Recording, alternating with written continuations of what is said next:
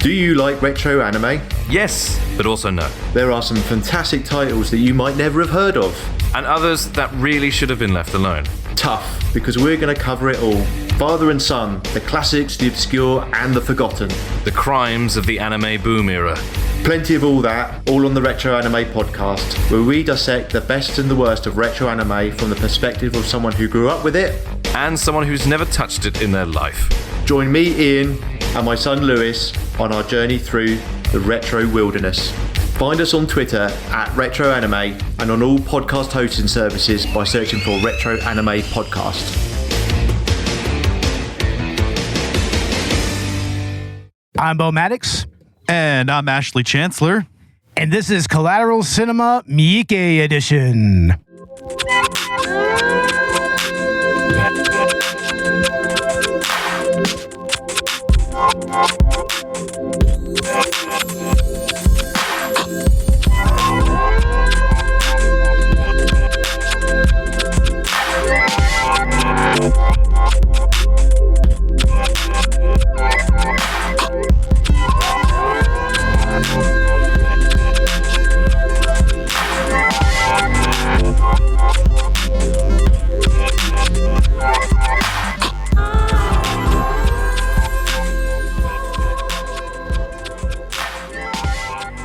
Welcome to Collateral Cinema, the only movie podcast that matters, where we focus on good movies, bad movies, and everything else in between in the world of cinema. We are podcasting straight from somewhere in South Texas, and yes, my friends, we are a 420-friendly podcast. So whatever you have, be it dabs, the blunts, the bongs, or the joints, smoke it if you got it. Yeah, Bo's feeling a little 420 friendly tonight. Oh wow, yes I am. Yeah, that shit is good. That Houston weed don't fuck around, man. Fucking H-Town, man. I mean, fucking H-Town for the win. I mean, what can I say? Glad to deliver it to you, and especially on such an occasion as our Miike-versary. Yeah, which Robert still hasn't made it. Robert, god damn it. Yeah, he's off trying to find Jesus or Waldo or something. I don't know. He found him. He found him very easily. Yep. So Robert, if you're listening to this, like we know what happened. We're glad you found God, and I just want to ask you, does he look a little bit like Neil Breen?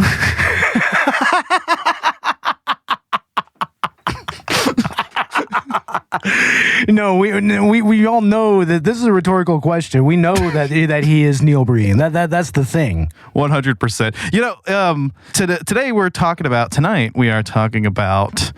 the happiness of the Katakuris, or Katakuri-ke no Kōfuku. Oh yes, this is quite possibly one of Miike-san's most delirious movies. It's deliriously joyous, very charming. And I just really, really, really love every little angle that he really took here, you know? 100%. This gets some comparisons to Visitor Q, which we saw a couple of YouTube reviews that did as such. It was a Cinema Nippon, and what was the other one? What was the other channel? Like we want to, make our... make note of who we're watching and everything. You know? A little shout out there. Yeah. I don't remember though. I don't remember the second one, but yeah, Cinema Nippon was the first one that kind of made the comparison. The whole video was on the comparison, between the two. And I mean, on the surface, these are both family-centric films. Just very different in tone, but not in absurdity, in the use of absurdism. Oh, absolutely not. They're both equally absurd movies. It's just kind of, as was expounded upon in the videos that we watched. It's just mainly divergent in the way that they are executed. It's a matter of execution and also just kind of presentation as well. Which is interesting if you go into what Miike-san said in the interview we just watched, which is that, he kind of goes into a movie and just makes it, and the genre comes out of that. He doesn't go to direct in a certain genre, Exactly. No. And this is a man that has pretty much made a full-on career of genre work. You know, I mean, he started off in the Yakuza genre. And he's, of course, done, elements of horror and, and different types of horror, even psychological and absurdist and even, kind of almost neo-Lynchian in a way. Sure. kind of David Lynchian with Gozu and everything. With something like Gozu, right? You compared this actually more to Audition. I kind of feel like it's more of a juxtaposition. It's like Audition, it's kind of a deconstruction of those types of family dramas that was really, really prevalent in Japan especially during like the 90s and some of the 2000s. That sort of style of drama was really prevalent. And, Audition is actually deconstructing it, whereas I kind of feel like Happiness of the Katakuris is taking the same style and everything and the same concept and just satirizing it more. So it's like satire versus deconstruction. Yeah, I could definitely see that. This is more of a satire. And this is in the form of a musical comedy. And I realized it was a musical two numbers in, whenever they come in and they discovered the body, that's when I was like, oh, okay, so this is a musical. We already had the other number when the dude is feeling rather down about himself and about to unalive. Dude, just say he was going to commit suicide. What are you doing? This isn't YouTube or TikTok. Come on. You're right. You know what? I spent too much time on Facebook where people have to even on Facebook. Just say it. Who cares? Damn it. Yeah, and then get the 30-day ban or whatever. Yeah, dude, that's the kind of, not to go off on a tangent, but that's the kind of thing that George Carlin was talking about the corporate softening of language. That's exactly what he was fucking talking about. Yeah. To be honest, though, like, you can say shit on Facebook, and a lot of times nothing will happen anyway. But you can't fucking share Goatsy, and that makes me mad. I am mad about that. You can't even send somebody Goatsy in Messenger. Or meatspin.com. That is a tragedy. Meatspin doesn't even exist, does it? Oh, no. I mean, even so, Facebook will still ban the link. Yeah. But anyway, Happiness of the Katakuris. Yeah, Happiness of the Katakuris.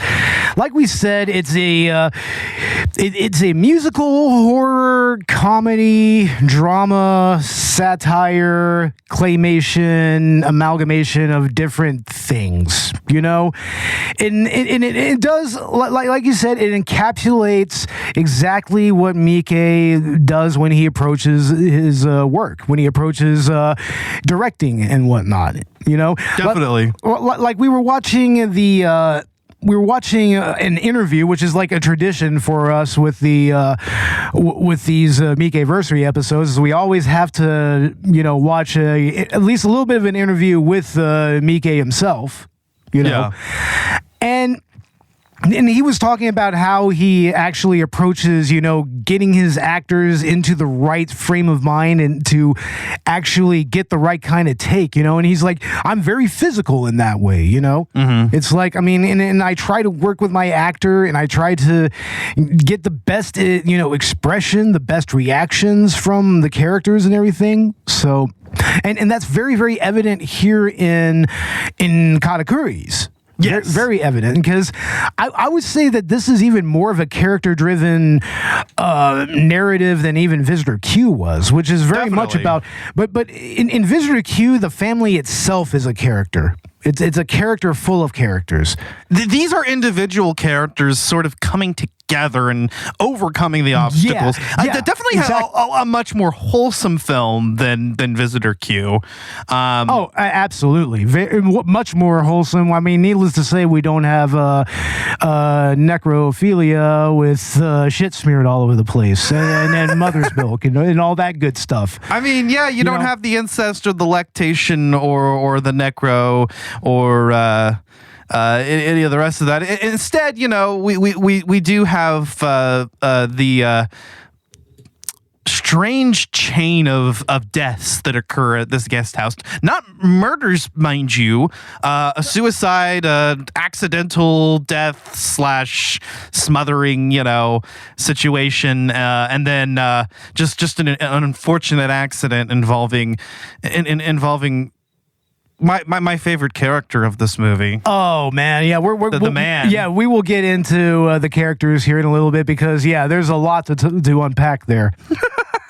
But yeah, exactly. Narrative-wise, it's kind of similar, of course, to Visitor Q. This is what was pointed out in these videos that we were talking about, is how these are families where the patriarch has come under like hard times due to the economy or whatnot. And he tries to do something different. Maybe even take a risk in order to do that something different to kind of provide for his family. Yeah.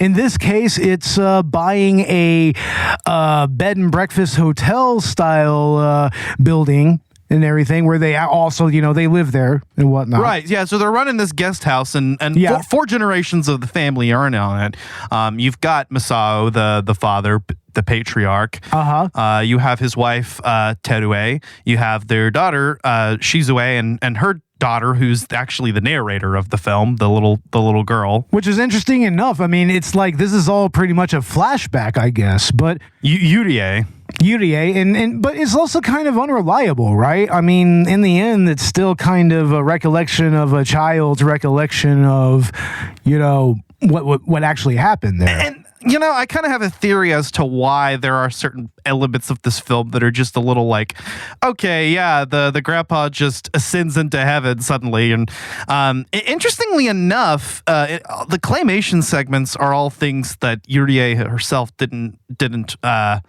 witness. In fact, there are a few scenes in this film that are the more odd scenes. I feel like are things that Yurie didn't witness. So maybe there's some kind of theory here in the works that maybe it's so zany because it's told through the unreliable narration of a child who, for the events that she was there, she saw it through the eyes of the child, and the events that she wasn't there, she's hearing secondhand. Exactly.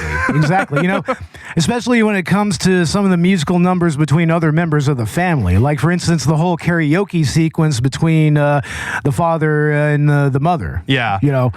Which is absolutely brilliant because it's presented in a traditional it's a karaoke. Yeah, it's some good old-fashioned karaoke from the 90s. It kind of has that kind of late 90s, early 2000s Japanese aesthetic. Man, I actually want to sing along with it. Exactly. But my Japanese is just not that good. Yeah, for sure. Yeah, all the musical numbers in this movie are phenomenal. They're just like the whole family just reacting, and that's due in part to, I think, the fact that a couple of the actors are actually musicians, and including the actor for Masao, Kinji Sawada, and the actor that plays Richard, yeah, the man, Kiyoshiro Imawano. The man. Exactly. He's absolutely the man. That's absolutely who he is. I mean, he just comes in. I mean, he sees the Shizue, and he's just like immediately trying to get with her, just immediately. By order of Queen Elizabeth, give me your mobile number. Exactly. Also, why does that scene have so many cuts? And it's kind of interesting. Miike does that in a few other films. Yeah, he does. Yeah. So I just thought, but it's just I think it's the one scene where they do that in this movie, and it's such an odd place. But immediately I was just like, what a fucking Chad. I mean, that he's full of bullshit, but at the same time, I mean, he's manipulating her. Yeah, absolutely, and you're just like, oh my God. I mean, he just has charisma levels to the max. Richard Sagawa, or as I like to call him, Richard Sagawa, and I mean, just the way that Shizue falls for him is just, I mean, it's adorable in its own right, but it's just like, homegirl, come on now. Yeah, I mean, she's just very naive. That's her character as a whole. I mean, even after the whole accident, I mean, she still believes that he's a member of the U.S. Army that's related to Queen Elizabeth. It's like, come on, girl. Absolutely, and you're just like, I mean, it's sweet, but it's also like you just know that. She's being taken advantage of. But this man, it's just She goes, "Do you want anything to eat? Something to drink, maybe?" He walks up the stairs. There's a few seconds of silence as he walks up the stairs, puts his foot up on the landing, and in this just totally, Giga Chad dominant pose, and says, "I want to eat you." Oh my God, it's so fucking she perfect. faints. She just goes, she's just like, she gets the vapors, like 100%. My man, Richard. It's unfortunate what happens, because the grandfather, we mentioned this is a 4-generation family. So this is Masao's father, Jinpei, and he comes in, and I guess, he's kind of already sus with Richard, and she's away, and then, he sees that he's stolen the ashtray, and, and then Richard kind of shows his true colors, and he's a little violent, and then he gets thrown off a cliff, and we get another claymation sequence. Yeah, the claymation sequences in these are absolutely amazing. And the first one that actually opens up the movie, it's this crazy non sequitur, almost like like 3 or 4 minute like short film almost. What the fuck is that? What does that have to do with the movie other than, getting the crow to the scene where we see the grandpa, throwing the stick at it? My thing about it is that it's more than likely just kind of emblematic of the actual hope and dreams of the Katakuris. That's what that little thing is. Like, I don't know what it means when he takes the uvula out. I admit, I'm not sure what the uvula. Yeah, I don't know what the actual symbolism is there, but I mean, I think the way that that little creature is attacked by the crow, then eaten and turned and just chopped into bits, and then reborn and then eaten again. It's just kind of indicative of just the bad luck that the Katakuris are experiencing. All those hopes and dreams are just keep getting just destroyed fundamentally. Yeah, you see that. I mean, it's just like it's just event after event, because they go, however long they go without any single guest, to just a string of them that all unfortunately die. Well, most of them. We get a nice little happy encounter with the family, and then we have another questionable family that comes in and then remains unscathed. So yeah, I just love how bad vibes are just telegraphed from that family just from the get-go. It's so amazing. They're already like you were saying, like they're already digging the grave in advance. They're already ready, because I mean that the girl was asking for a strong cord. Exactly, and yeah, the family is just like a cord and makes the strangling motions and everything, and it's just like, oh my God, this isn't really gonna go this way, but thankfully it doesn't. No, they're fine. And interestingly enough, despite the fact that multiple of their guests end up dead, and they decide to hide the fact, in order to not get bad press out about the guest house, so people actually stay there, and also, because some of these deaths do, put them in an unfortunate predicament as far as how it looks. Despite the fact that they continue to hide this, and you think that there's something coming for them, there are no consequences. No, nothing really ever comes of this other than the family comes closer together as a result. They come closer together, and as per the ending, I mean, they go through that tumultuous eruption of Mount Fuji, I believe. Yeah. Is that actually Mount Fuji that erupts? Yeah, I believe it's Fuji. I mean, Mount Fuji erupts, and in the mud flow, I mean, they rescue Pochi, Pochi, and yeah, they come together and they actually save their house, and they actually end up in what looks like a kind of a paradise. Mind you, naming your dog Pochi is like naming your dog Spot or Rex. Yeah, exactly. Pochi. I'm surprised they didn't call it Inu. I mean, Jesus. Inu? Inu, yeah. Yeah, which literally means dog. Seriously, I'm surprised they didn't do that. But yeah, no, I mean, that kind of, is in line how am I trying to put this? Like first appearances, this seems to be a very typical family. Of course, as they're introduced, we know that they're not. You've got the daughter. Well, in a lot of ways, a lot of these situations are a little bit relatable. I mean, you get the daughter that's frequently falling in love, but then you've got the ex-con son, Masayuki. Honestly, he probably has the best character arc in this movie. It's not like, Shizue changes at all.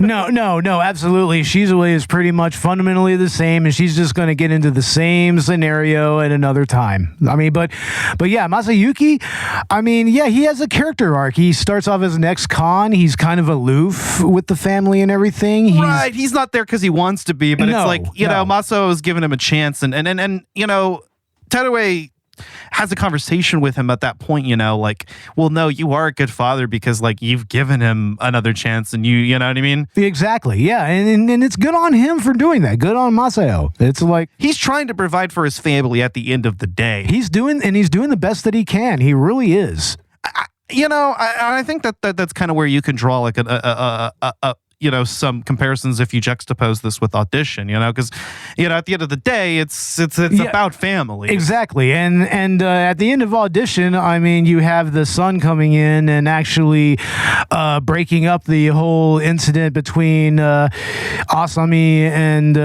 I forget the father's name. I can't believe it. Yeah, I can't remember. Yeah.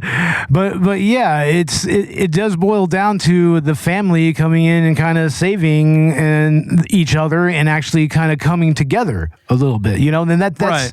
And just as much as dissolution of the Japanese family is like a central theme that Miike gets into, I mean, it also kind of families overcoming that and coming together is kind of still at the crux of that, even in Visitor Q, which of course is supposedly the parallel here.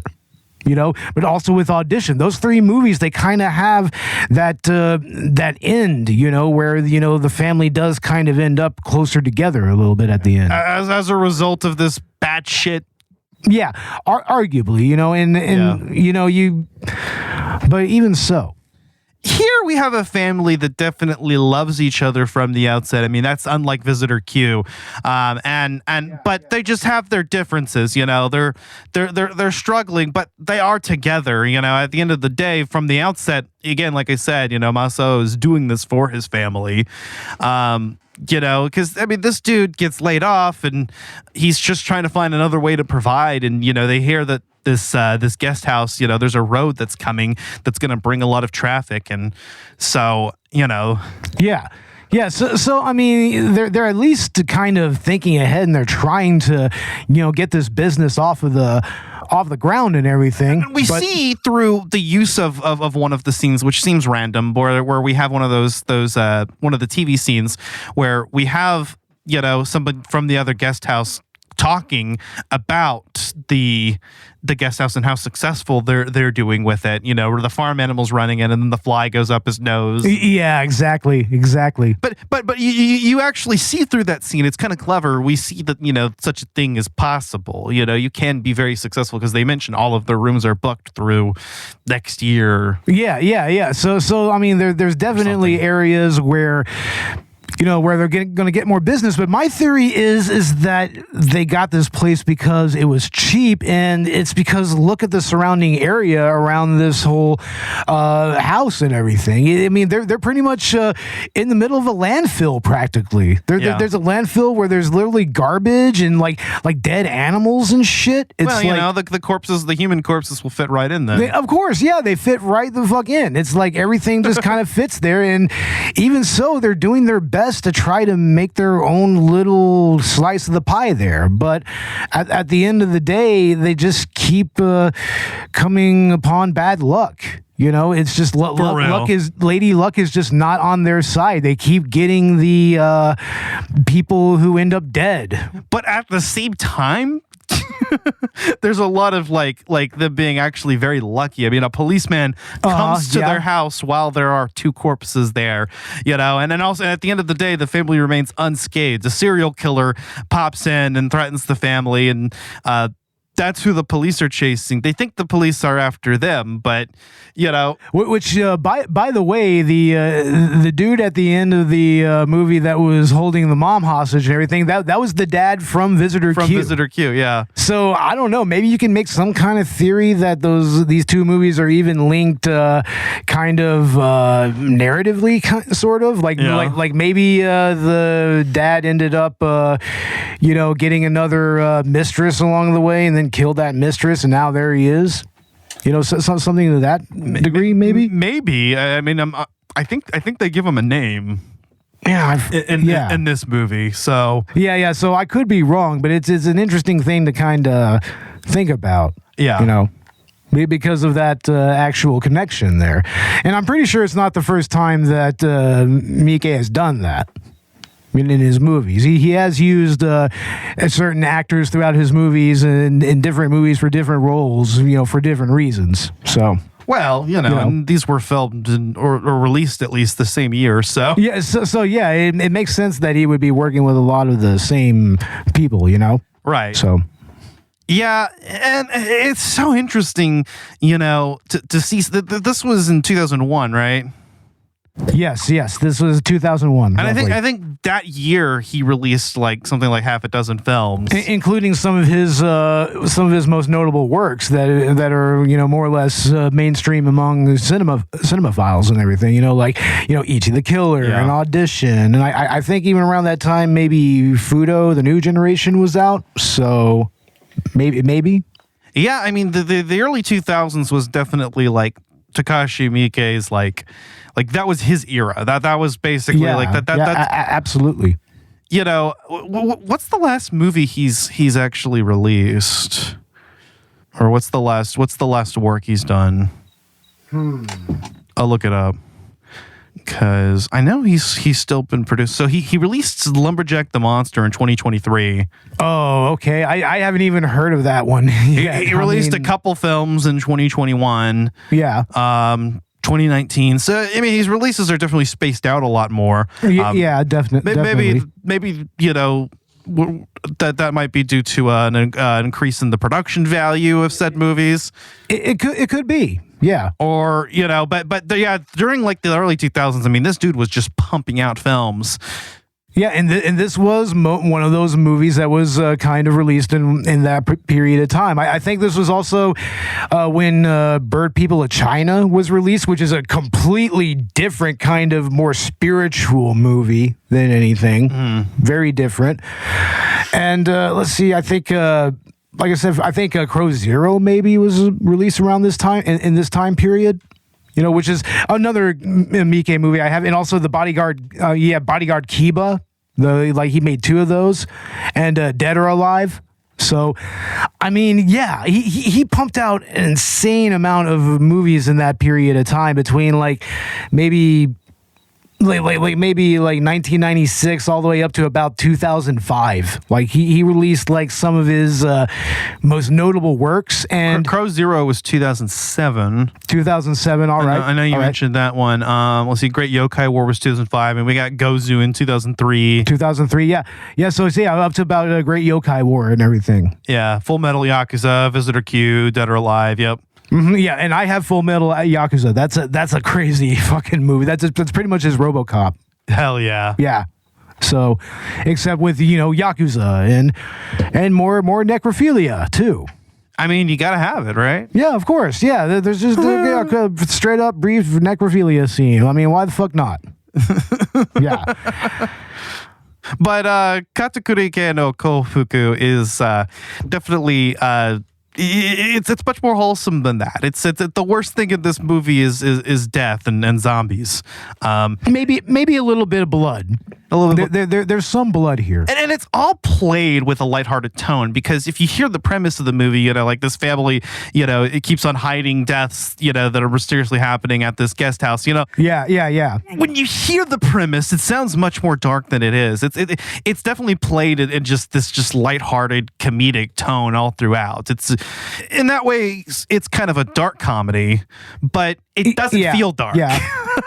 No, it doesn't. I mean, there's a dark undercurrent to it, but it's not the same as in Visitor Q, which, the darkness is just incredibly foreboding from the moment that we open up the movie and we have like straight up incest, prostitution, and everything. So, I mean, as opposed to that, I mean, the darkness here is more cheeky. It's more cartoonish. Almost. Yes. Yeah, and especially, like you said, we mentioned the claymation scenes. I mean, even the more, I feel like those were the scenes that were a little bit more taxing. Like that's where they would have used special effects, and so like on a lower budget, they just decided to claymation those scenes.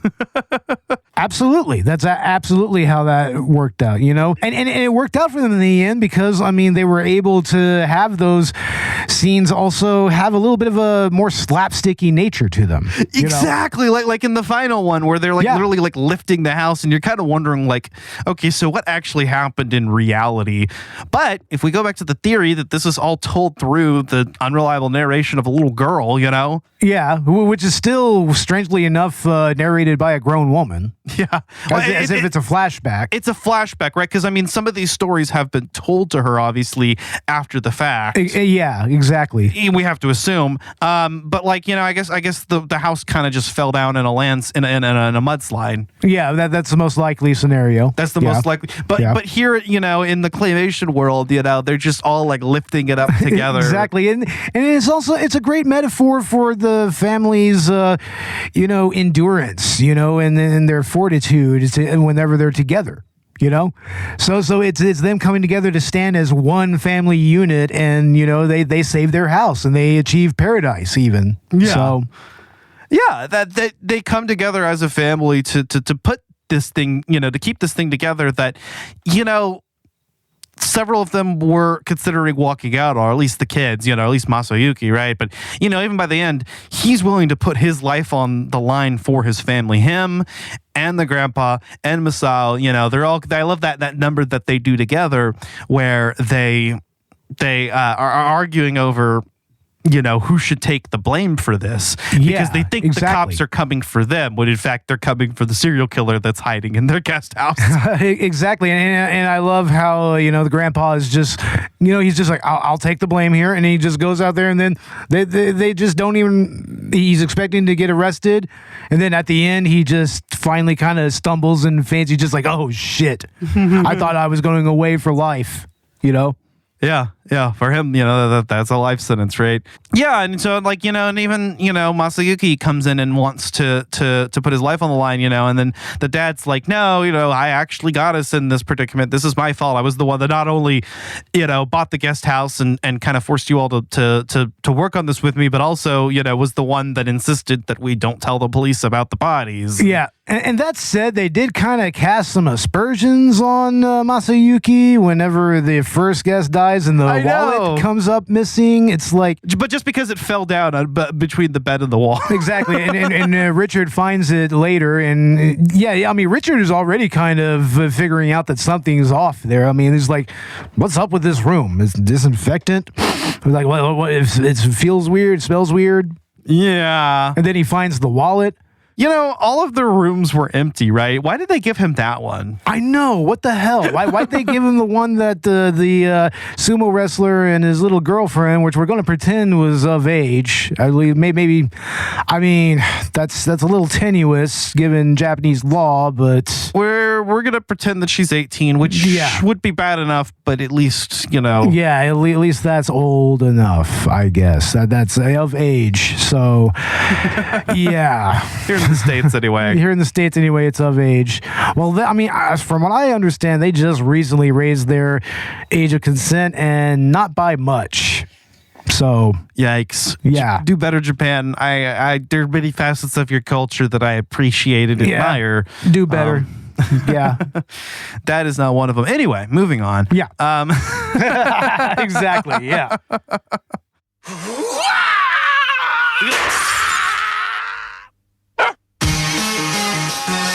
なんで俺たちのペンションで死ぬんだ。落ち着いてくれ。遺書はないのか。ナイフ持ってるこんな死んだ奴らの後始末ばっかりしなきゃいけねえんだ。後には引けないんだ。やるしかない。お父さん、やるんなら早くしないと。おい、やる方向かよ。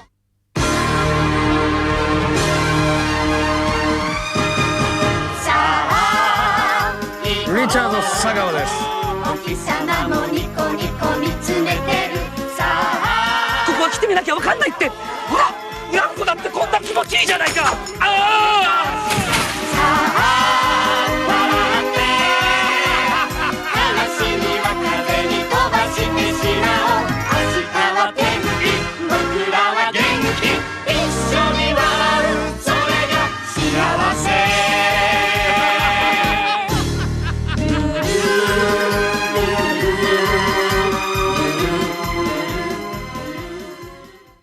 二人の優しい真心は二人の心の拠り所。 What were we talking about? I'm high as fuck. We may as well just talk about more of the songs in this movie because Yes, I wanted to ask you, like we should do like our favorite songs. yeah, I mean, I don't really remember the actual titles of the songs. Oh no. But the musical number with Shizue and Richard, you know, whenever they first meet, it's the great, I love you. quite possibly the greatest meet cute I've ever seen. It's amazing, and it just the they do that little kind of, I think it's almost like a samba kind of dun dun dun dun dun dun dun dun dun dun. Yeah. I don't know. It might be a little too rhythmic for a samba. I don't know, I couldn't tell you. but I mean. That one is like just the most colorful and the most joyous musical number, but also the Karaoke number. Yeah. It's like that right there is also a favorite because I mean that's pretty much how those karaoke videos look. That's pretty much how they are in Japan, you know? It's like it's especially coming from the 90s, it had that really you know, kind of that aesthetic, you know what I'm talking about? Almost vaporwave-ish. Yeah, I can see what you're saying. You know, it's exactly the type of culture that would go on to influence stuff like vaporwave and chillwave and the aesthetics of those. You know? Yeah. Me, I like the one where they find the body. Yeah, The first that's an body. awesome one. I like that one as well. You know, a suicide. Yeah, they're just trying to figure out what the fuck is actually going on here, and also just getting over the shock of what just happened and trying to figure out, and then that leads them to burying the body. Because I don't know, would you do the same thing? I mean, I don't know, man. I because mean, you got a couple things to consider. One, like he said, bad press. No, even if the police rule it a suicide, which it was, yeah. You know that's going to come out that it happened here at this guest house, and that was their one and only customer at that point. So, you know, like. Yeah, not good. But on the second hand, you know, the situation doesn't even look good for them. I mean, for some godforsaken reason, and he says this in the song, he uses the key, which he's turned into a shiv. Yeah, he pretty much fastened it into a shiv and then just jabbed himself in the jugular. Even though he has a knife. Exactly. So it's like, I mean, I don't know. I would say going off to kill yourself in someone else's bed and bath is kind of a dick move. But 100%. then using the key to the room to do it, it's like, yeah, that's a dick move, man. I mean, I get like, Dick you know, move. maybe you just want to be in comfort somewhere, but you write a note being like, yeah, you know, I'm killing myself. But still a dick move. Yeah, total dick move. And then to use the key on top of that, like, what? Why? None of this makes any sense, but you know, that's this film. And then the first musical number we get is his suicide song, like his song he's singing in his heart because he is depressed. Yeah, and that's where the initial surprise of what this movie actually is kind of sets in with first time viewers. You know, is when you start to have those little stabs. I mean the claymation non sequitur shit is already, you know, crazy enough. But then you get these first musical numbers, and you're just like, wait, is this a musical? what the fuck?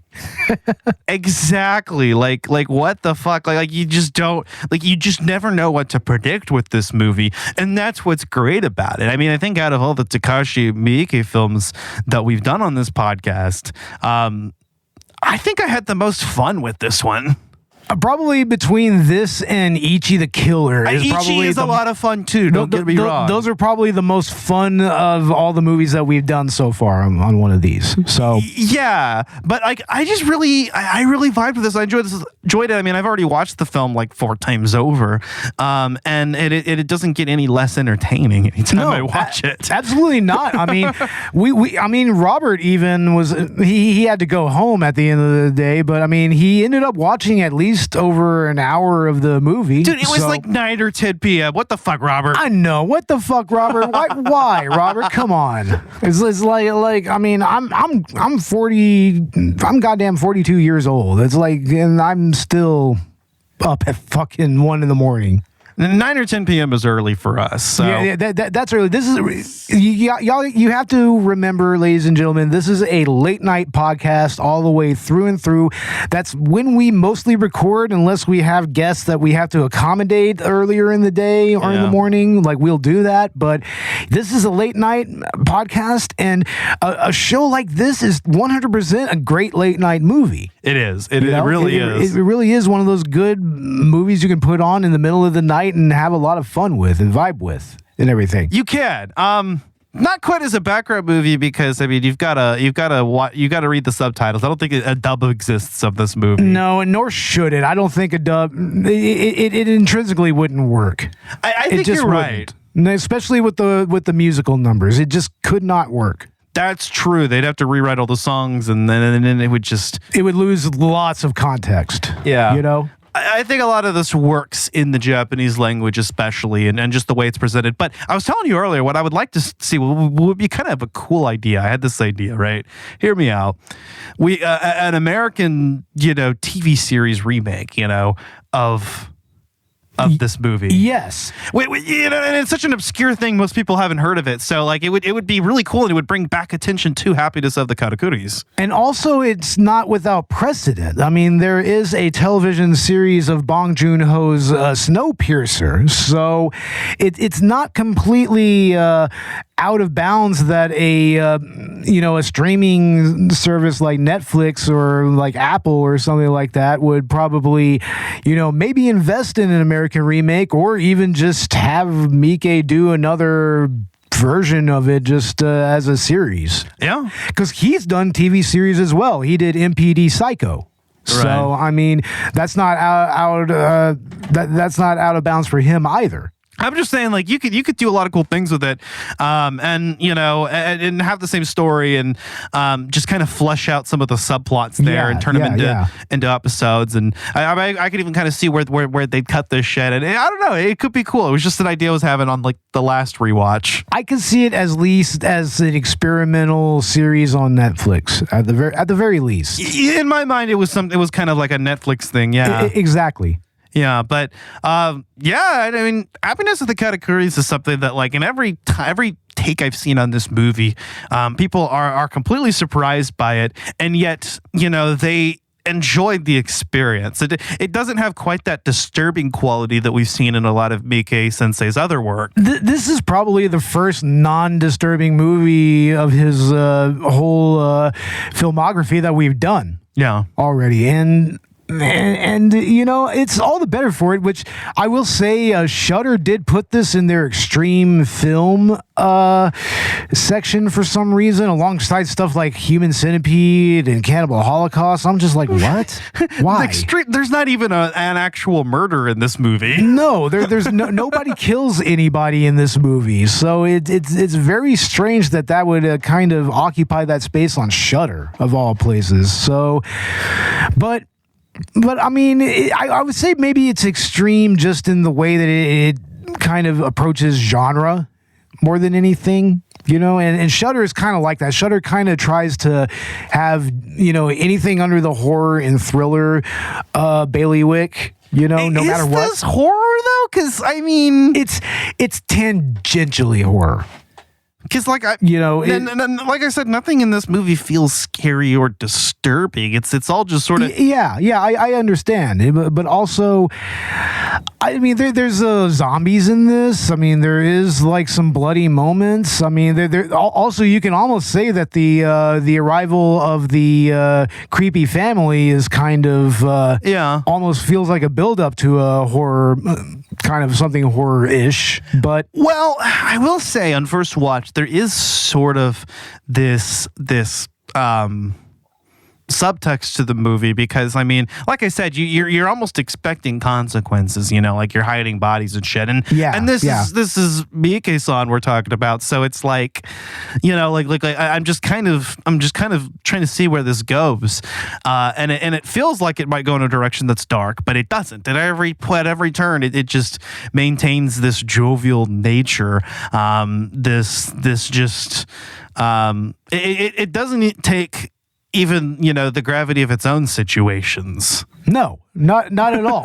And it all just kind of falls back on these characters and how absolutely lovable they are. I mean, the characters are great. You just grow to love this rambunctious little family of adults trying to make a living. And also Richard. And Richard, yes, and Richard too. Because I mean, at the end of the day, the dude was an asshole. I mean, but at the same time, I mean, he's just such a Chad the way he just approaches women. Total fucking Chad. Man, absolute Chad, but at the same time, the grandpa was right to bunk him on the head. Yeah, I don't know. He was. I feel like the scene where like he's over the phone and he's just like you see already that he's a phony. I mean, you had your suspicions already, but like you're seeing him literally like play sounds from a radio or something. Exactly, saying that he's in Iraq or something like that, and it's like, and then this dude makes it seem like he's like crashed and shit. I know, man. I guess that's how you put a woman in the palm of your hand. I don't know. I guess so. I don't know. Or maybe he just, you know, finds women similar to Shizue who are very easily naive and easy to kind of sweet talk. Exactly. You know? Yeah. So in a way, he's kind of a predator. But I mean, just, you know, more of a con than that. You know, it's kind of a combination. I don't know. Yeah, he's a con man. You're going after the single moms. Yeah, he's going after the single moms, and then once he marries them, he probably saddles them with a bunch of his debt and then moves on. It's a racket, man. I mean, shit. Plus, you know, you're getting that single mom pussy. I mean, yeah, I guess there's that as well, too. But yeah, I guess that we can kind of start getting into our final thoughts here. So I'll go ahead and let you start, Ash. Happiness of the Katakuris, like I said, is definitely, I think, the most like fun I've had out of a Takashi Miike film. Like I think it's the one I've derived the most enjoyment out of, honestly, because it's wholesome. It's family, though. Family. I just had a lot of fun with this movie, and you can never really, like, again, it's so unpredictable. You never know where it's going, and you're just kind of along for the ride, and what a ride it is. Absolutely. I mean, just the different twists and turns that it takes, you know, just even with even between mediums, between, you know, stop motion, claymation, and real life, you know, and just it's almost like a kaleidoscope in a way. Yeah. You know, it's kaleidoscopic. Definitely. Yeah. But as far as my final thoughts, I've been watching Takashi Miike movies for a long time, people. Like, a very long time. He's been a part of my life for a long time. I mean, there's a reason why we make our anniversary episodes surrounding his movies. And this right here is just one of the best celebrations of you know, just his actual skills as a director, and also his just his overall approach to filmmaking, you know? And it's also just a celebration of Japanese, this very, very specific type of Japanese pop culture in a way, you know?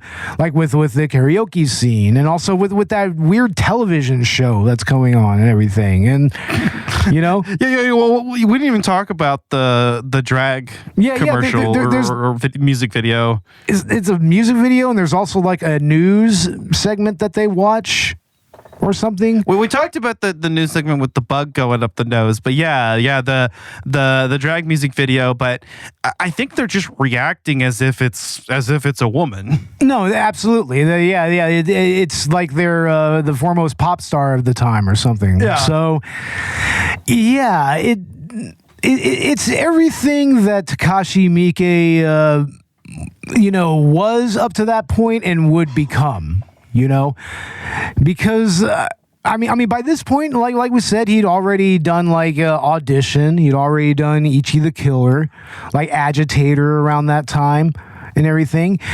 So he was already kind of starting to get that reputation as kind of a disturbing filmmaker. But this right here just kind of came out and said, no, it's like some of that is prevalent there, but it's not. It's not up front in everything. Yeah. You know what I mean? It's not up front. And he really just kind of celebrates, everything that he's done up to this point. And that's why I kind of feel like he really approached this and made this into a musical and everything. It's a very celebratory movie. And it would show that later on he could do more tender movies as well, or even more all-encompassing kind of mind-fucky movies, even like Izo, or an example of a more tender drama was like Bird People of China, which is kind of a difficult movie to find nowadays. I don't even think it's streaming now.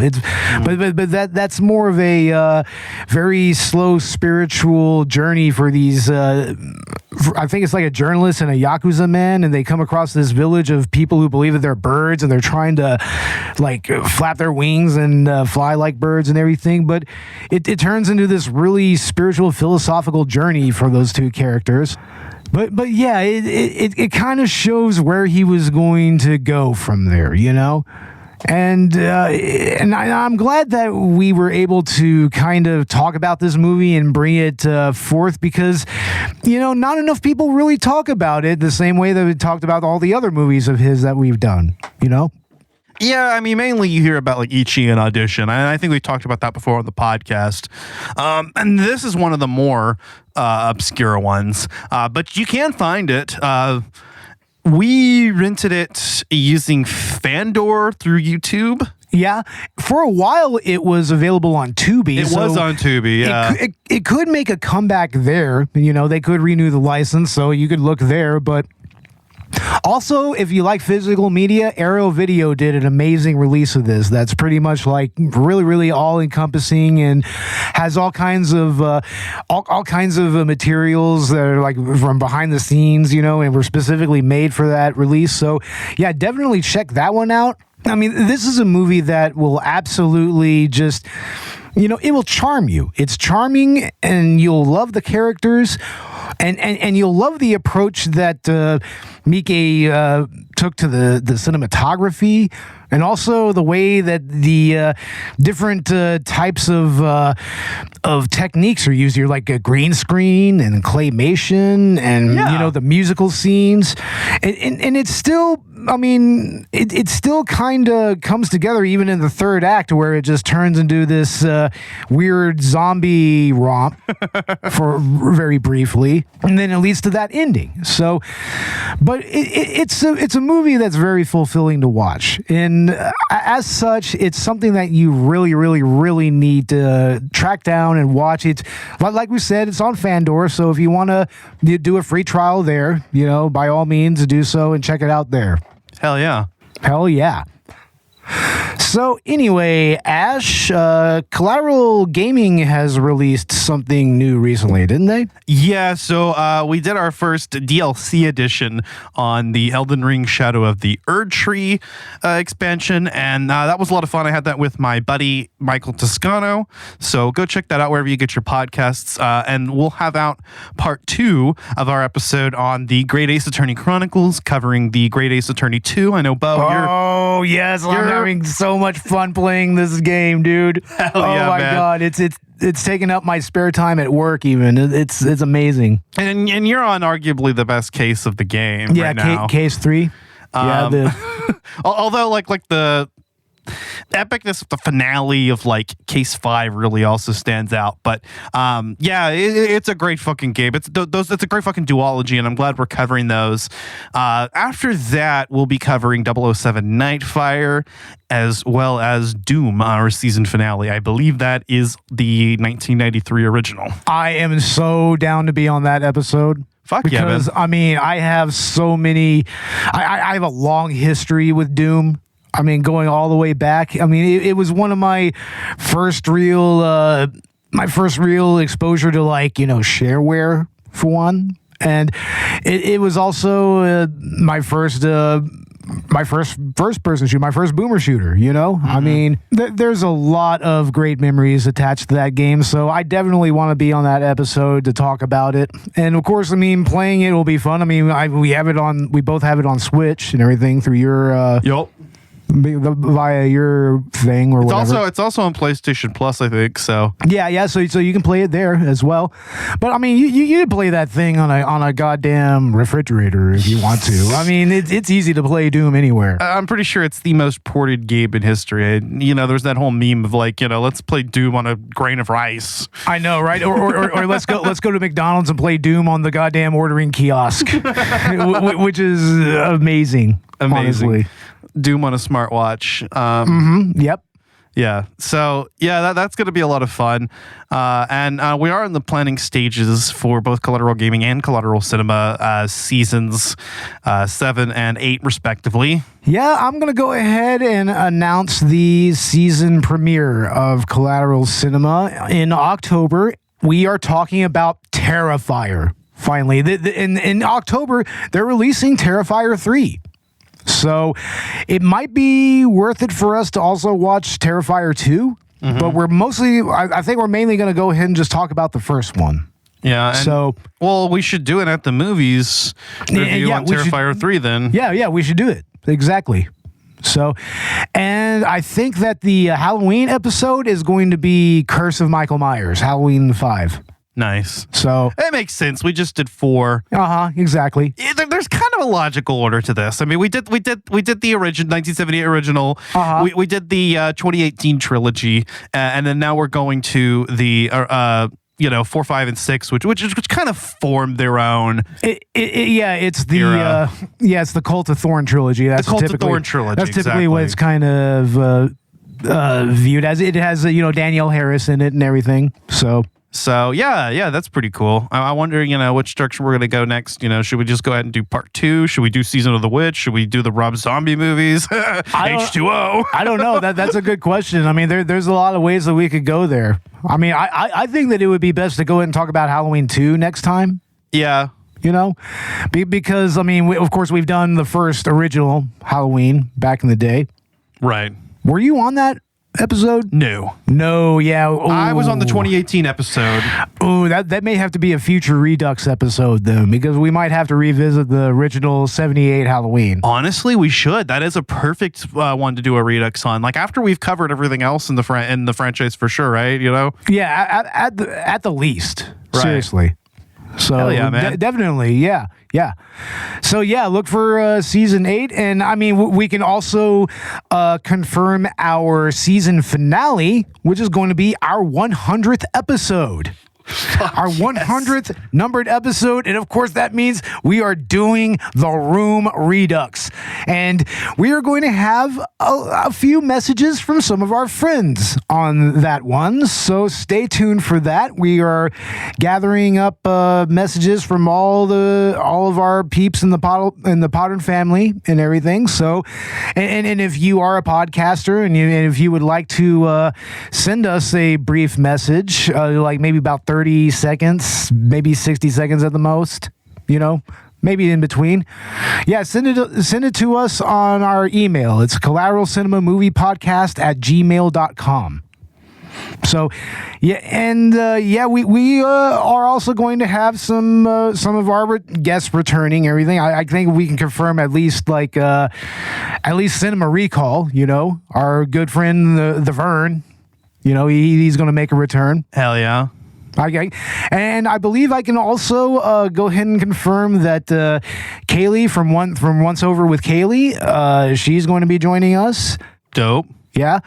And I believe Retro Anime Podcast will be joining us for Ghost in the Shell. Nice. So, yeah, and we will have more guests coming, more announcements on guests coming very soon. We have more in store for this season. So, yeah, definitely stay tuned. This is going to be a monumental season for us. I feel this is a big season. Oh, so big words. Yeah, no, it's going to be a lot of fun. Hell yeah, man. At the very least, it's going to be a hell of a lot of fun. Season 8. Yes. Can't fucking believe it, man. I know. Season 8, 2 more years. It's a full decade. God damn it. I mean, this is our season 7 anniversary, man. We've been doing this. Exactly. For I guess that would make it 6 years, although technically 7. No, we started in 2017, but the pilot was recorded maybe late 2016. That's what I was going to say, because the pilot was actually recorded about a year before season 1 proper started. So, yeah, so exactly. Actually 7 years. So, yeah, man, it's been a blast. I mean, I've been doing this for about 5 or 6 years with you. So, yeah. So you already have some mileage with us here. Yeah, so. and we've been doing Collateral gaming almost as long as that. So, yeah, man, this has been great. I mean, podcasting has become like, it's part of my life. It's absolutely, man. I don't. It's like no matter what, whether we make money on this or not, this is just something we're going to be doing. Yeah, honestly, guys, it's therapeutic for me. So we just appreciate the fact that people listen to our shit. Absolutely, but I mean that said, we do appreciate support, which we'll drop. We'll drop all the promos for that here in a little bit. We're at over 15K overall downloads, right? We were at 15,800 downloads. Nearly 16,000. Yeah, we're getting close to 16,000. We're starting to get some more listeners during the day. I'm starting to hit Twitter and Blue Sky and Instagram and Threads really, really hard. Which, by the way, you can follow us there. We can follow us on all those platforms. Mm-hmm. Also, trying to post more on the Facebook shitposting group, Collateral Media Podcasts. Yep. You can join us there as well. Yeah, I'm there all the time. Yeah. Usually Robert and Ash and I are almost always there. We're always posting there. If you want to hit us up there, hit us up there. You can talk directly at us. Of course, we have a subreddit, which we need to do a little more with, admittedly. And we're also on TikTok, so... We are everywhere. We are everywhere. And, of course, on the YouTubes, right? Don't ever say it that way again. We were on the YouTubes, bro. We're totally on the YouTubes, man. All right, we are on YouTubes. We are on YouTube, but we are not YouTubers. No, we are not. YouTubers are I don't know. It just always ends up being something bad with YouTubers nowadays, right? Yeah, I don't know. Should we order some Mr. Beast burgers? Oh God! For the next podcast, do they make Impossible burgers of Mr. Beast burgers for you, Bo? Do they? I don't know. I'm asking. I don't know. Is there a vegan Mr. Beast burger? I don't know. I don't know if Mr. Beast cares about vegans. So I mean, I can't say. But yeah, you can also find us on YouTube where we have our short film Texas Sundown available. That was written and directed by and starring Robert Ortegon, and also starring and filmed by Ash and myself, and also his brother Jesse Ortegon. So it was a group effort. Really. It was a group effort. Yeah, I'm doing my I'm standing in for Robert. It was a group. It was a group effort. But then you could just talk to my agent about it, anyways. Because I mean, you know, I just have the best face of this podcast. I'm sorry, Robert. That's my best impression of you. So, Robert, don't you have a film out? No, I don't. No, I don't. Nothing coming up. Nothing.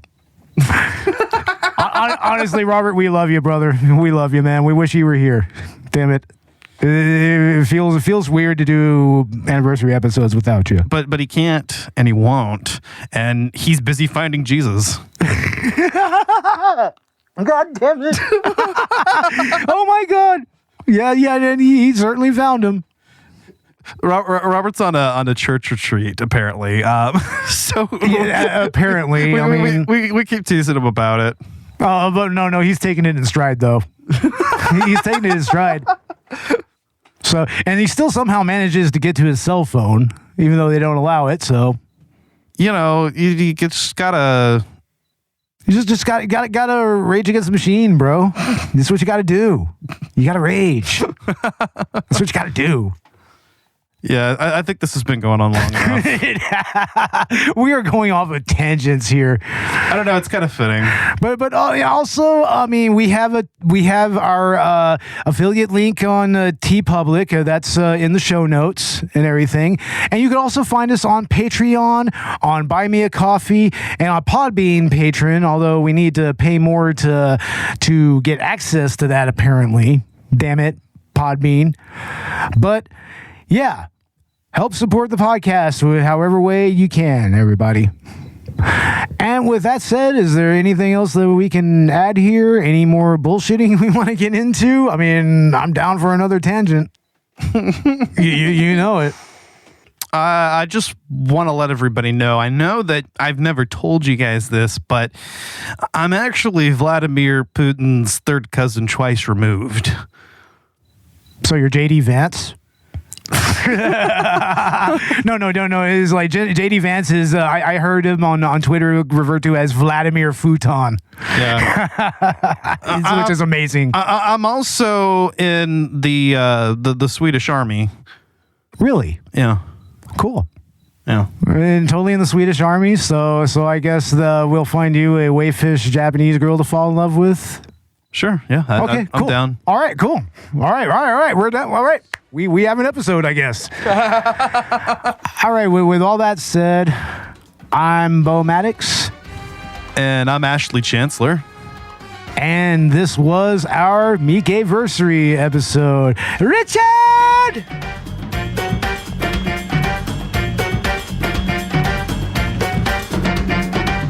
Koi suru yokan 誰にも訪れる素晴らしい瞬間神様がささやく I love you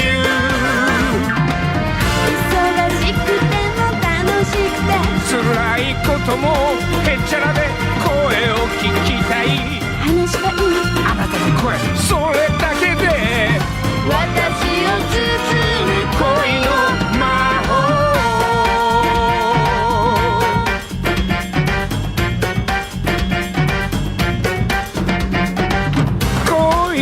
落ちたら全てがキラキラ輝いて神様が歌う I love you 一人で眠る長い夜もあなたを待ってる夕暮れも嬉しいようで切なくてあなたの笑顔抱きしめて恋したことに感謝してる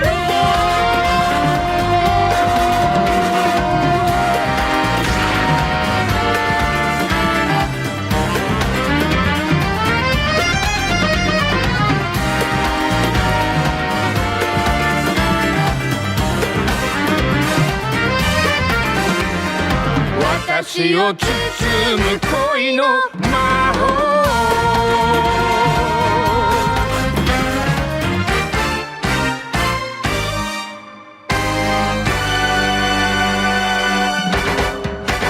Collateral Cinema is a Collateral Media podcast.